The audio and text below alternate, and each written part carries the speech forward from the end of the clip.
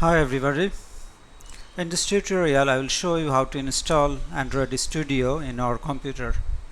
Installation process is almost same for Windows and Mac OS. I'll show the differences later. So first go to Oracle website and download Java JDK because Android Studio needs Java JDK.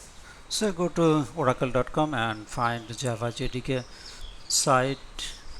Click on JDK download and go down, select the version of your operating system. For myself, Windows 64. It is my computer. I have already downloaded it here, just clicking to run it. Click next, next again, click next and wait for installation completion and go to next, and it will complete the installation process. Now we are going to install Android Studio. Go to developer.android.com and download latest version. Click to accept all terms and conditions.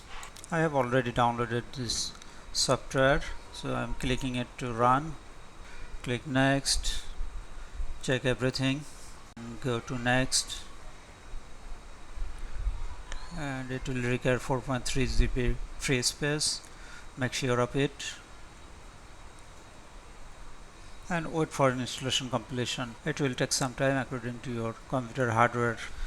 Okay, installation is almost done. Go to next, then finish. It will run the Android Studio. Now we are going to start an Android project to check everything okay or not.